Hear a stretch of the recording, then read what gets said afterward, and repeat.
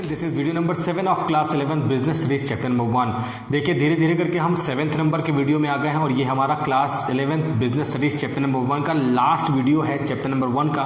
और इस वीडियो में आज हम डिस्कशन करने वाले हैं मल्टीपल ऑब्जेक्टिव्स ऑफ बिजनेस के बारे में। प्रीवियस 6 वीडियोज हमने चैप्टर नंबर 1 के लिए बना लिए हैं, इंक्लूडिंग दिस हम लोगों ने 7 वीडियो चैप्टर नंबर 1 के बारे में बना लिए हैं और छोटे छोटे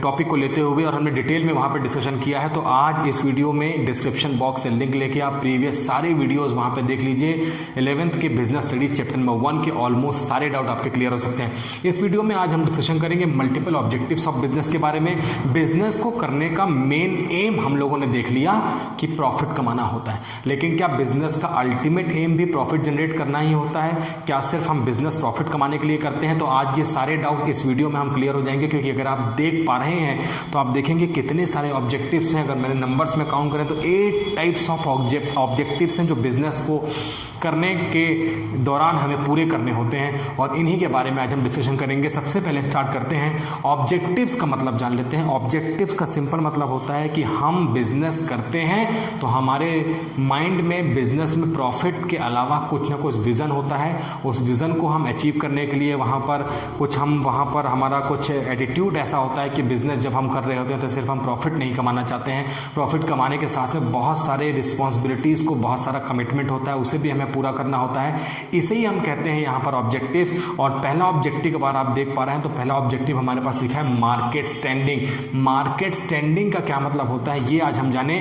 तो मार्केट स्टैंडिंग लिखा हुआ है, market standing refers to the position in enterprises to its competitor. Market में आपकी स्टैंडिंग क्यों है?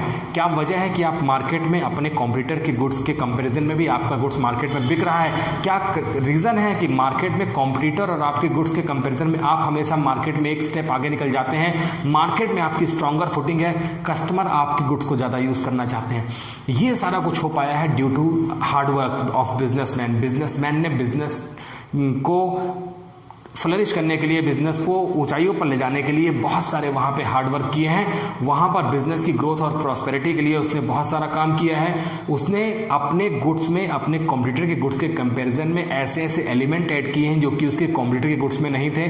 कंज्यूमर सेटिस्फेक्शन को प्राइम फैक्टर मानकर वहाँ पे उसके लिए काम करना स्टार्ट किया है। अगर आप देखेंगे तो यही पॉइंट लिखा है, stronger footing, competitive products, customer satisfaction are the main aim. तो ये सारे एम हैं, कंज्यूमर को सेटिस्फाई करना अल्टीमेट एम होना चाहिए कि अल्टीमेटली हमने जो बिजनेस स्टैब्लिश किया है वो कंज्यूमर के साथ रिलेशन डेवलप करके प्रॉफिट कमाने के लिए किया है। तो हमारे लिए बिजनेस में कंज्यूमर सेटिस्फेक्शन मेन एम होना चाहिए। देखिए अभी थोड़ी देर पहले मैंने आपसे कहा कि मेन एम प्रॉफिट कमाना होता है, लेकिन उस प्रॉफिट के एम तक पहुँचने के लिए बहुत सारे स्टेप्स हैं जिसे हमें फॉलो करते हुए प्रॉफिट तक पहुँचना है, जिसमें से पहला एम है कंज्यूमर सेटिस्फेक्शन। कंज्यूमर को सेटिस्फाई करने के बाद में आप मार्केट में स्ट्रॉन्गर फुटिंग बना सकते हैं। कंज्यूमर वो जो खुद सेटिस्फाई होने के बाद में नंबर्स ऑफ कस्टमर को आपके बिजनेस के साथ रिलेशन डेवलप करा सकता है, बिजनेस के साथ जोड़ सकता है और ऑटोमेटिकली आप अपने मेन एम जिसे हम प्रॉफिट अर्निंग कहते हैं उस तक अचीव कर सकते हैं, उससे पहुंच सकते हैं। तो मार्केट स्टैंडिंग के लिए आपको कंज्यूमर सेटिस्फेक्शन मेन ध्यान रखना है। कॉम्पिटिटर पॉलिसी को फॉलो करते हुए, कॉम्पिटिटर की स्ट्रेटजी को रीड करते हुए मार्केट में और जो डिफरेंट पैरामीटर हैं, जो थ्रेट्स हैं, उनका इवैल्यूएशन करके उनके रेमेडी को ढूंढते हुए बिजनेस में आगे बढ़ने को ही हम कहते हैं मार्केट स्टैंडिंग। इनोवेशन में चलते हैं पॉइंट नंबर 2 में। इनोवेशन का मतलब होता है कि हमें कुछ ना कुछ नया क्रिएटिव करते रहना चाहिए। बिजनेस में अगर हम कस्टमर को वही गुड्स बार बार प्रोवाइड करते रहेंगे जो गुड्स ऑलरेडी हम पिछले कई ईयर्स से वहाँ पे प्रोवाइड कर रहे हैं, तो कस्टमर जो है वो उसका टेस्ट और प्रेफरेंस चेंज हो सकता है। मार्केट में हमें नई नई टेक्निक्स को फॉलो करना है, नए प्रोडक्शन मेथड को फॉलो करना है, हमें गुड्स की जो क्वालिटी है, क्वांटिटी है, उसके साथ में भी हमें इनोवेशन वहाँ पर करना है। तो यही पॉइंट लिखा हुआ अगर आप देखेंगे तो लिखा है न्यू आइडियाज और method in production and services as well as various skills and activity needed to supply. Various skills हमारे लिए ज़रूरी है। अब हम बिजनेस कर रहे हैं और उसमें डिफरेंट टाइप के हमारे बिजनेस में एक्टिविटीज़ करनी पड़ती हैं कंज्यूमर को अट्रैक्ट करने के लिए। उन एक्टिविटीज़ का हम हेल्प लेते हैं, नए इनोवेटिव प्रोडक्शन मेथड्स को फॉलो करते हैं। कम टाइम में, कम वेस्टेज में, कम रिसोर्सेज में, कम मैन पावर के साथ में हम ज़्यादा गुड्स का मैन्युफैक्चरिंग करके प्रॉफिट मार्जिन भी ज़्यादा ले सकते हैं। इन सब बातों का ध्यान रखना होगा जब हम गुड्स का वहाँ पर मैन्युफैक्चरिंग करेंगे और नए इनोवेटिव आइडियाज़ को हम अट्रैक्ट बिजनेस में इन्वॉल्व करेंगे। कस्टमर नए इनोवेटिव आइडियाज़ को देखकर हमारे बिजनेस की तरफ में फोर्सफुली खींचा चलाएगा। बिजनेस को फ्लरिश करने में इनोवेटिव आइडियाज़ हमारी बहुत हेल्प करते हैं। थर्ड नंबर पॉइंट लिखा है प्रोडक्टिविटी। प्रोडक्टिविटी का मतलब होता है आपने जो भी गुड्स को बनाना स्टार्ट किया उसके गुड्स के साथ में स्टैंडर्ड होना चाहिए। गुड्स में जितना आपने इनपुट दिया उसके अकॉर्डिंग आपको सही आउटपुट मिलना चाहिए। वेस्टेज ऑफ रिसोर्सेज नहीं होना चाहिए। तो ये सब बातें हमारे प्रोडक्टिविटी पॉइंट में आती हैं। मैंने पॉइंट लिख रखा है, it is ascertained by the comparing the value of output with the value of input. आप जितना वैल्यू आउटपुट चाहते हैं उसके अकॉर्डिंग आपको इनपुट देना होगा। अगर हम एज्यूम करते हैं कि 1 kg हम लेते हैं, कोई एक मटेरियल लेते हैं, उससे हम 100 पीस ऑफ बिस्किट्स बनाते हैं। अगर हम एग्जांपल लेते हैं कि 1 kg ऑफ मैदा, उसमें बहुत सारे ड्राई फ्रूट्स, अलग अलग इंग्रेडिएंट्स वहाँ पर डाल के हम बिस्किट की मैन्युफैक्चरिंग करते हैं और हमारा रेशियो है कि 1 kg ऑफ मैदा लगाने के बाद में वहाँ पर हम 50 पीसेस ऑफ बिस्किट्स बना लेते हैं। तो ये हमारा पैरामीटर है। अगर हम इस पैरामीटर को स्टैंडर्ड सेट कर लेते हैं तो हर बार हमारे प्रोडक्शन में सेम साइज के, सेम शेप के वहाँ पर बिस्किट की मैन्युफैक्चरिंग होनी चाहिए। यही है प्रोडक्टिविटी। इनपुट और आउटपुट के बीच में एकदम करेक्ट रिलेशन डेवलप करना है। अगर आप ऐसा कर पाते हैं तो आपके रिसोर्सेज का वेस्टेज भी आप मिनिमाइज कर पाएंगे। इसका ध्यान आपको रखना है। Use of measuring efficiency. Efficiency का मतलब होता है जॉब या work at the right time और without resources of wastage, means optimum utilisation of resources. आपको जो भी रिसोर्सेज वहाँ पे लगाने हैं उसको टाइम पे पूरा करना है। साथ में रिसोर्सेज का वेस्टेज नहीं के बराबर, नो वेस्टेज और वेरी लो वेस्टेज के कंसेप्ट को लेके आगे चलना है। जिसे सिंपल लाइन में हम कहते हैं कि ऑप्टिमम यूटिलाइजेशन ऑफ रिसोर्सेज को कम से कम वहाँ पे बर्बाद करना है। Best use of available resources. जो भी रिसोर्सेज आपके पास में है आपको मानना है कि अब मेरे लिए यही रिसोर्स बेस्ट है और उस रिसोर्स को यूज करके उसमें नए इनोवेटिव आइडियाज को डाल के कुछ ऐसा बनाना है ताकि कस्टमर जो पॉइंट नंबर 1 में है उसको आप सेटिस्फाई कर पाएं। अगर आप ऐसा करने में सक्सेस हो जाते हैं तो बिजनेस में प्रॉफिट आपका ऑटोमेटिकली, आप इतना प्रॉफिट कमाएंगे जिसका कोई वहां पर हम कैलकुलेशन नहीं कर सकते हैं। तो इसका ध्यान आपको रखना है। नेक्स्ट है अर्निंग प्रॉफिट। बिजनेस का अल्टीमेट एम प्रॉफिट जनरेट करना तो नहीं, लेकिन बिजनेस का एक मेन एम प्रॉफिट जनरेट करना है। अरे भैया, प्रॉफिट कमाने के लिए ही तो बिजनेस किया है। बिजनेस में प्रॉफिट हमने प्रीवियस वीडियो में डिस्कशन किया। प्रॉफिट जो होता है उसको हम फर्दर क्लासिफाइड करते हैं 3 इंपॉर्टेंट में कैटेगरी में, जिसे हम कहते हैं survival, then profit, then growth. Business में जो भी मैं प्रॉफिट कमा रहा हूं ये बिल्कुल भी मतलब नहीं है कि सारा प्रॉफिट मैं अपने बिजनेस में अपने कमाकर उस पैसे से अपना प्रॉफिट मान लेता हूं। बिजनेस को सर्वाइव करने के लिए बिजनेस में, मैंने प्रीवियस वीडियोस में कहा है कि बिजनेस में प्रॉफिट का जो एक सर्टेन परसेंटेज है वो हम इसलिए कस्टमर से लेते हैं प्रॉफिट के फॉर्म में ताकि हम अपने बिजनेस को फीड करा पाएं। बिजनेस के लिए सर्वाइवल के टर्म में हमने जो प्रॉफिट लिया है वो जस्ट लाइक ऑक्सीजन होता है जिससे हम अपने बिजनेस को ब्रीदिंग कराते हैं और बिजनेस का एग्जिस्टेंस मार्केट में बना रहता है। वहीं सेकंड नंबर पर प्रॉफिट होता है जिसे हम प्रॉफिट कहते हैं, क्योंकि बिजनेस करने का एम ही प्रॉफिट जनरेट करना था, इसलिए हम वहां पे प्रॉफिट कमाते हैं। और थर्ड सेगमेंट ऑफ जो प्रॉफिट है जिसे हम ग्रोथ कहते हैं। बिजनेस जिस लेवल पे आज हम कर रहे हैं ये हम बिल्कुल नहीं चाहते कि फ्यूचर में भी हमारा बिजनेस उसी पैरामीटर में, उसी कंडीशन में चलता रहे। बिजनेस को फ्लरिश करना है, ग्रोथ करनी है, प्रॉस्पेरिटी में ले जाना है और ये पॉसिबल हो पाएगा अगर हम अपने गुड्स में प्रॉफिट मार्जिन को सही तरीके से लेते हैं, एडिक्वेट प्रॉफिट लेते हैं। हम प्रॉफिट को एडिक्वेट करने के लिए हमें प्रॉफिट को इतना भी इंक्रीज नहीं करना है कि उसकी वजह से मार्केट में जो गुड्स की सेलिंग प्राइस है वो बढ़ जाए और कस्टमर ज़्यादा सेलिंग प्राइस समझ के आपके गुड्स को वहाँ पर परचेस करना बंद कर दें। तो बहुत क्रूशल एलिमेंट है जब हम परसेंटेज सेट करते हैं प्रॉफिट का, तो बहुत सारे फैक्टर्स को ध्यान रखते हुए हमें वहाँ पर प्रॉफिट अर्निंग को सेट करना है। तो अर्निंग और प्रॉफिट बिजनेस के लिए एक एसेंशियल पार्ट है। नेक्स्ट में चलते हैं, लिखा हुआ है physical and financial resources. Business को करने के लिए मैंने आपसे कहा था physical resources, financial resources, human resources, ये सारे रिसोर्सेज की रिक्वायरमेंट्स होती है। उसी में से 2 important resources physical and financial resources. Physical resources means जिनका फिजिकल एग्जिस्टेंस होता है। बिजनेस को करने के लिए हमें मशीनरी चाहिए होती है, हमें फर्नीचर चाहिए होता है, हमें स्टॉक चाहिए होता है, हमें वहाँ पे बिल्डिंग चाहिए होती है। ये बिजनेस के लिए एडिक्वेट होने चाहिए। बिजनेस के साइज, बिजनेस के नेचर और बिजनेस का कैसा बिहेव है कस्टमर के साथ में, उसके अकॉर्डिंग हमें इन सारे फिजिकल रिसोर्सेज की जरूरत पड़ती है और इनकी जो रिक्वायरमेंट है, इसकी जो जितनी हमारे बिजनेस में डिजायर है वो अवेलेबल होना चाहिए। साथ में आप देख पा रहे हैं फाइनेंशियल रिसोर्सेज लिखा है। फाइनेंशियल रिसोर्सेज का मतलब होता है मनी, हम किसी फाइनेंशियल इंस्टीट्यूशन से पैसा जो लेते हैं, ये सब हमारे फाइनेंशियल रिसोर्सेज हैं। और बिजनेस करने के लिए जो फाइनेंशियल रिसोर्सेज होता है वो लाइफ ब्लड होता है। मैंने आपसे कहा प्रॉफिट बिजनेस के लिए ऑक्सीजन होती है, तो वहीं पर अगर हम बात करें कि सिर्फ ऑक्सीजन से हमारा लाइफ एग्जिस्ट नहीं कर सकता है। बिजनेस में बने रहने के लिए हमारे पास फाइनेंस भी होना चाहिए। हम बिजनेस में फाइनेंस के बिना बिजनेस को कंटिन्यू फॉर्म में रन कर पाएंगे, ये पॉसिबल नहीं है। तो लाइफ ब्लड है बिजनेस के लिए फाइनेंशियल रिसोर्सेज। और फाइनेंशियल रिसोर्सेज के बारे में लिखा है main aim to acquiring physical and financial resources according to requirements.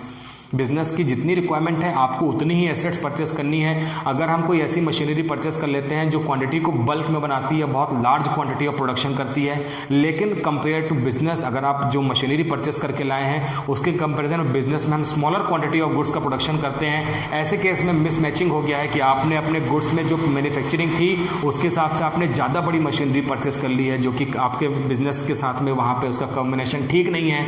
ऐसे केस में आपकी मशीनरी जो आपने परचेस की है वो आपके लिए वहाँ पे वेस्टेज हो सकती है, यूज़फुल नहीं रहेगी। ठीक ऐसे ही अगर हम मान लेते हैं बिजनेस को करने के लिए हमारे पास में फंड नहीं थे और हमने बैंक से लोन लिया है। फंड की रिक्वायरमेंट हमारे बिजनेस में 5 लाख रुपीज़ की थी, लेकिन हमारी रेपुटेशन को बैंक को देखने बैंक ने हमसे कहा कि जितना आपको लोन चाहिए आप उतना लोन ले सकते हैं, और बैंक से हम 10 लाख का लोन ले आते हैं इस लालच में कि बैंक हमें लोन तो हमारी गुडविल को देख के दे रहा है, लेकिन यहाँ पे आपको रिक्वायरमेंट थी 5 लाख की, आपने लोन लिया है 10 लाख का। इसका मतलब है कि आपको जो 5 लाख रुपीज़ आपने एक्स्ट्रा लोन ले लिया है उसका इंटरेस्ट बर्डन आपके बिजनेस में लगातार बना रहेगा तब तक जब तक आप इंटरेस्ट के लोन का पेमेंट वापस से बैंक को रीपेमेंट नहीं कर देते हैं। ऐसे केस में आपके ऊपर में एक्स्ट्रा 5 लाख रुपीज़ की लायबिलिटी तो बनी ही है, साथ में आपने जो वहाँ पे उसका इंटरेस्ट कई ईयर्स तक पेमेंट कर दिया, ये भी आपके बिजनेस का लॉस का कारण बन सकता है। मतलब क्लियर है, बिजनेस में चाहे फिजिकल रिसोर्सेज हो चाहे फाइनेंशियल रिसोर्सेज हो, एडिक्वेट कैलकुलेशन, एग्जैक्ट कैलकुलेशन करने के बाद ही इन रिसोर्सेज की अवेलेबिलिटी बिजनेस में बनानी है,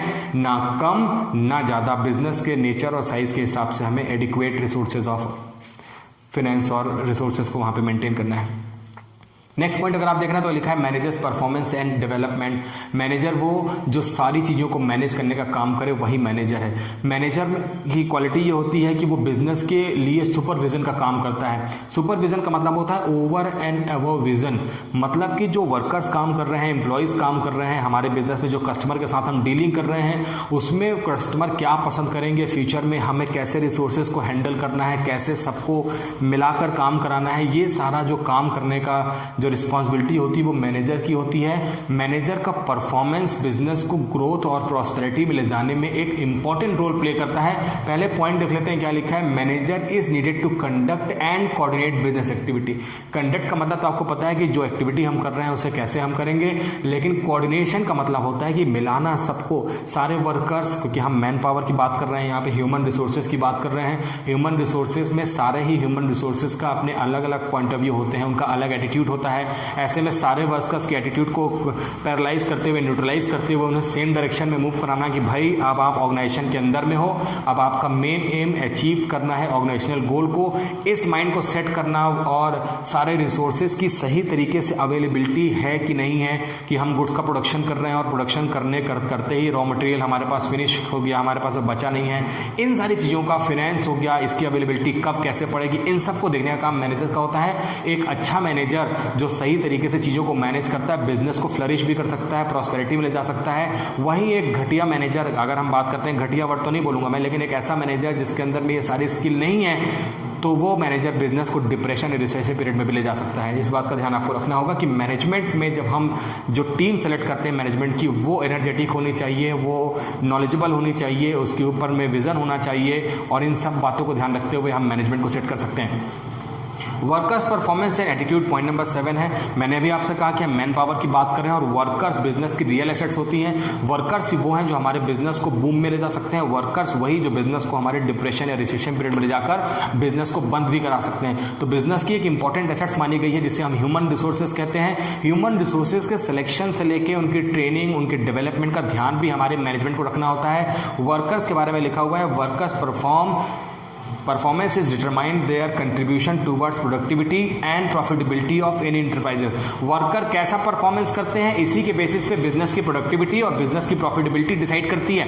वर्कर्स वो जो चाहें तो आपके बिजनेस को ऊंचाइयों पर ले जा सकते हैं अपने हार्डवर्क से, अपने डिवोशन से, लेकिन वहीं हमें वर्कर्स का भी ध्यान रखना होगा। वर्कर्स बिजनेस में डेडिकेशन से वर्क तभी करेगा जब वर्कर्स के अंदर में ये बिलोंगिंगनेस आएगी, ये वर्कर्स के अंदर में फीलिंग आएगी कि जितना मैं वर्क करता हूँ उतना ही मुझे इस पर्टिकुलर बिजनेस से मेरा मेहनताना, मेरा रेम्यूनरेशन मुझे मिल जाता है। तो ये एक एटीट्यूड वहाँ पर डेवलप करना है वर्कर के साथ में।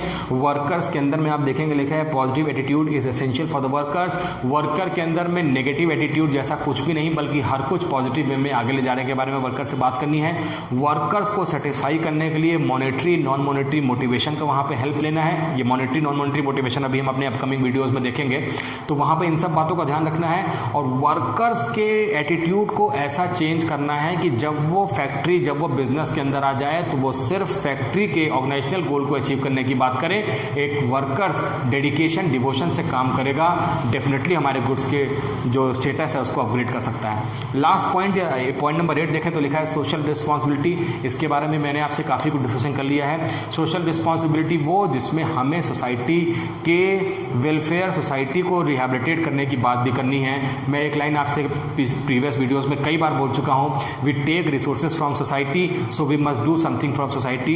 हम बिजनेस में बने हुए हैं क्योंकि सोसाइटी हमें पसंद करती है, क्योंकि सोसाइटी हमारे बिजनेस को जिस पर्टिकुलर प्लेस में बिजनेस है वहाँ पर एग्जिस्ट करने की परमिशन देती है, क्योंकि हम सोसाइटी के लिए जो भी अवेलेबल गुड्स है उसको वहाँ पर पूरा करते हैं, उसकी सप्लाई करते हैं, कंज्यूमर सेटिस्फेक्शन का ध्यान रखते हैं, कंज्यूमर सेफ्टी का ध्यान रखते हैं। वीकर सेक्शन ऑफ सोसाइटी जो है उनको अपने बिजनेस में एम्प्लॉयमेंट अपॉर्चुनिटी प्रोवाइड करते हैं। हेल्थ, सैनिटेशन, एजुकेशन के लिए बिजनेस जो कम्युनिटी है वही वहाँ पे वर्क करती है सोसाइटी के लिए। तो ये सारे ध्यान आपको रखने हैं। It refers to obligation of business firms to contribute resources for solving social problem and work in socially desirable manner. हर काम ऐसा करना है जिससे सोसाइटी को हार्म ना हो। सोसाइटी में अगर हम बात करते हैं कि हमारे बिजनेस से काफ़ी स्मोकी बिजनेस है, बिजनेस से बहुत ज़्यादा हम स्मोक डिस्चार्ज करते हैं, तो उस बिज़नेस में हमने चिमनी बनवानी है, उसमें फ़िल्टर लगवाने हैं ताकि कम से कम जहरीला धुआं इन्वायरमेंट में मिल सके।